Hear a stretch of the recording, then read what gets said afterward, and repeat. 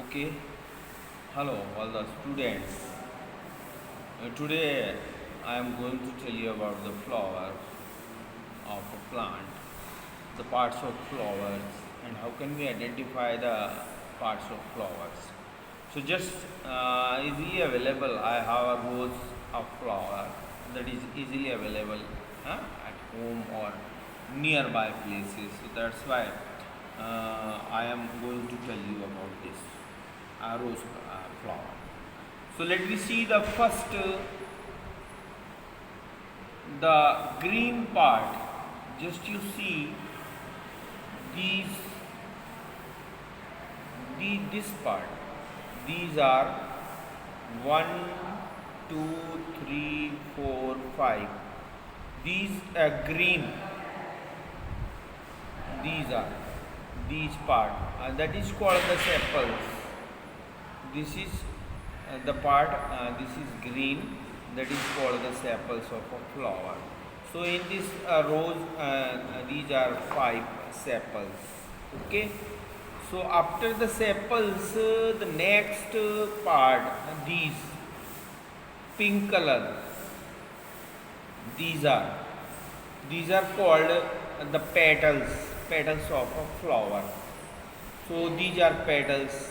So just you see this flower sepals are not joined each other. They are separate.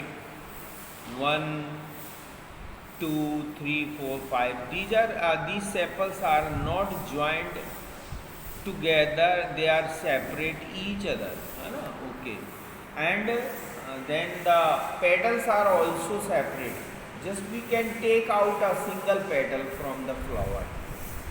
So these are not joined with each other. So sepals are not joined with each other and the petals are not joined with each other.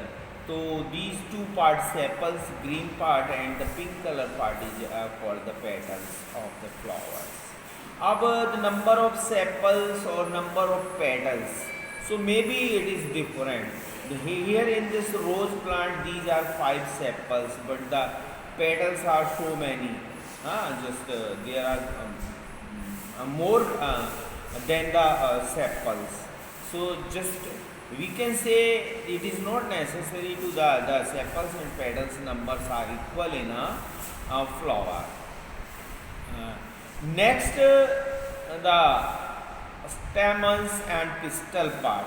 So just I will take this flower. This is open flower. So I remove the petals from the flower to show you the clearly stamens and pistil of the flowers. So this part. Just you see the tiny thread-like structures. These are called stamens of a flower. These are actually the reproductive part of a flower.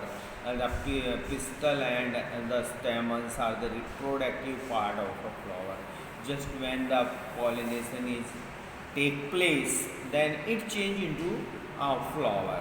So just these are thread-like structure around this pistil that is called stamens. The uppermost part of this is called a filament, or the upper part. Just we have seen in the book. I make you understand about the flower in this. So these are called anther. Filament, the upper part is called anther and then the lower part thread-like, that is called the filament. Okay, so just we can take out it from here. So it is very thin structure with anther and filament. Then after in the middle of these stamens there is a pistil. So just we see the center part, that is the center part, that is called pistil, or it is divided into stigma. The upper part is known as the stigma and then the middle center part is called a style, and that is the last part, swollen part, that is called the ovary. So just I am removing the sepals from the flower, then you can see easily the swollen part of this flower. So that is the swollen part. So or you see uh, that is the pistil in or the sepals, sorry, the stamens are around the pistil. Okay, so that is that swollen part is called the ovary, or it has you know, ovules in this. When the fertilization got place, and then after the fertilization it changed into the fruits. So these are the main part of a flower. So you can see easily in this flower. So now we can say the number of sepals or petals are not necessarily equal in a flower, or they may be joined together or not joined together, sepals and petals. Okay, the stamens, the number of stamens and petals, it is not necessary to equal in a flower.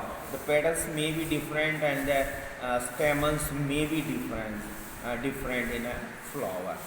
Okay, or the or just we can say the pistil is not necessary to attach with the base or in a flower.